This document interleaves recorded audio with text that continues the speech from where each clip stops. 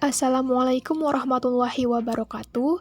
Hai teman-teman semua, saya Agnita Prihandini dari Tadris Biologi E semester 3 dengan NIM 1908106170. Dan melalui video kali ini, saya akan melakukan acara praktikum yang ke-6 dari mata kuliah Zoologi Avertebrata yang berjudul Phylum Arthropoda 1, yaitu yang meliputi kelas Crustacea, Myriapoda, dan Arachnida. Adapun tujuan dari dilakukannya praktikum kali ini yaitu yang pertama untuk mengetahui dan memahami karakteristik filum Arthropoda, yang kedua untuk menempatkan spesies Arthropoda sesuai kedudukan taksonominya, dan yang ketiga untuk memahami dan menganalisis habitat Arthropoda serta peranannya dalam kehidupan. Dan alat yang digunakan pada praktikum kali ini yaitu terdiri dari penggaris, kemudian ada gloves atau sarung tangan, serta alat bedah dan juga wadah sampel. Adapun sampel hewan yang digunakan yaitu yang pertama ada 1 ekor udang windu atau Penaeus monodon, kemudian yang kedua ada rajungan atau Portunus pelagicus, kemudian ada 1 ekor kelabang dan 1 ekor kaki seribu atau Julus virgatus. Selain itu ada pula 1 ekor laba-laba atau Nebula pipes. Nah, langsung saja ke pengamatan yang pertama, yaitu dilakukannya pengamatan morfologi pada rajungan atau Portunus pelagicus. Dan perlu diketahui bahwasannya rajungan ini merupakan salah satu spesies yang termasuk ke dalam kelas Crustacea. Adapun hasil pengamatan yang didapatkan dari pengamatan morfologi pada rajungan ini diantaranya yaitu terdapat struktur morfologi pada rajungan yang berupa carapax, di mana carapax pada rajungan ini memiliki bentuk yang heksagonal. Dan dapat dilihat juga bahwa permukaan tubuh dari rajungan ini memiliki warna yang orange dan terdapat bercak-bercak.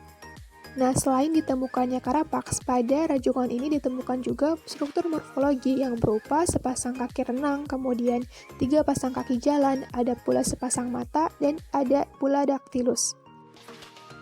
Kemudian yang berikutnya yaitu mengenai pengamatan morfometrik pada rajungan, yang didapatkan hasil berupa panjang carapax pada rajungan ini yaitu sekitar 6 cm, kemudian lebarnya 12 cm, serta ada pula panjang kaki renang yang dihasilkan yaitu sekitar 8,5 cm, dan jumlah kaki renang yang dihasilkan yaitu 1 pasang.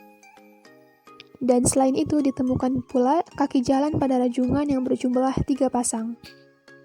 Kemudian yang berikutnya yaitu dilakukan pembedahan pada sampel hewan rajungan agar dapat diamati struktur anatominya.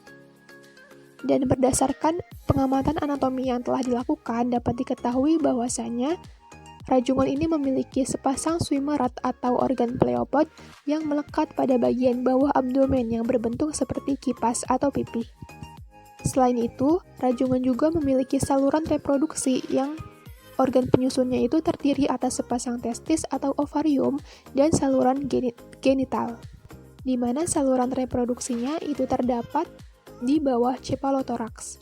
Dan selain itu ditemukan pula organ jantung, kemudian ada pula insang yang berperan sebagai organ respirasi yang strukturnya itu lunak dan terdapat di bagian bawah carapax. Kemudian yang berikutnya beralih ke sampel hewan yang kedua yaitu sampel hewan udang windu atau Penaeus monodon. Pengamatan pertama yang dilakukan pada udang windu yaitu pengamatan morfologi. Dan bisa dilihat bahwasanya tubuh pada udang windu ini memiliki 2 bagian yaitu bagian kepala dan bagian badan. Nah, bagian kepalanya itu menyatu dengan dada sehingga disebut dengan cephalothorax, sedangkan pada bagian badannya disebut dengan abdomen. Dan selain itu, udang windu juga memiliki ekor serta memiliki 2 antena dan 4 antenila. Kemudian yang berikutnya yaitu dilakukan pengamatan morfometrik pada udang windu atau Penaeus monodon. Nah, bisa dilihat juga bahwasanya udang windu yang diamati oleh praktikan ini memiliki panjang seluruh tubuh sekitar 28 cm. Dan pengamatan yang berikutnya yaitu dilakukan pengamatan anatomi dengan cara membedah tubuh udang windu tersebut. Adapun struktur anatomi dari hewan udang windu diantaranya yaitu terdiri dari 5 pasang pleopods yang melekat pada bagian bawah abdomen dan pada segmen pertama sampai segmen kelima. Selain itu, saluran reproduksi pada udang windu, betina maupun jantan itu ternyata memiliki perbedaan. Nah, saluran reproduksi pada udang windu jantan ini terdiri atas sepasang testis, sepasang vas deferens, dan sepasang terminal ampul. Sedangkan saluran reproduksi pada udang windu betina itu terdiri atas sepasang ovarium, kemudian oviduk, lubang genital, dan juga telikum.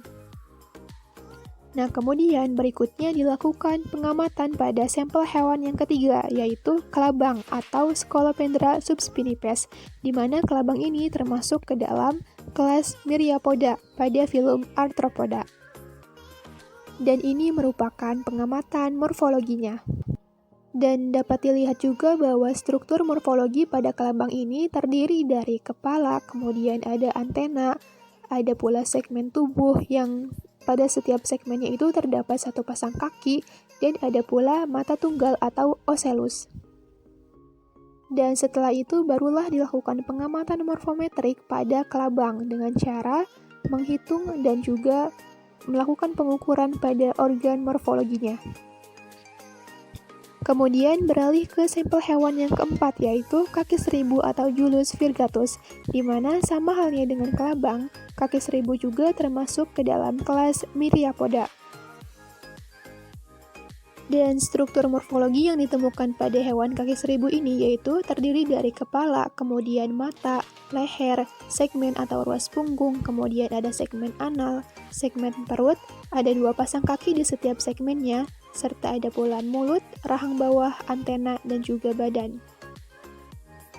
Dan ini merupakan hasil dari pengamatan morfometrik pada kaki seribu yang diamati oleh praktikan.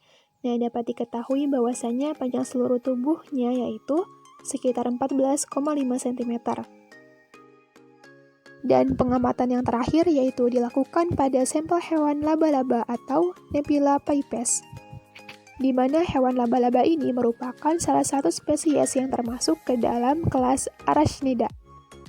Dan bisa dilihat di sini bahwasannya struktur morfologi dari laba-laba itu terdiri dari organ abdomen, kemudian cephalothorax, ada pula sepasang mata, kemudian ada pula organ pedipalps, ada pula kaki, dan juga spinnerets atau disebut juga dengan pleopods. Setelah dilakukannya pengamatan morfologi, kemudian dilanjutkan pada pengamatan yang kedua, yaitu pengamatan morfometrik.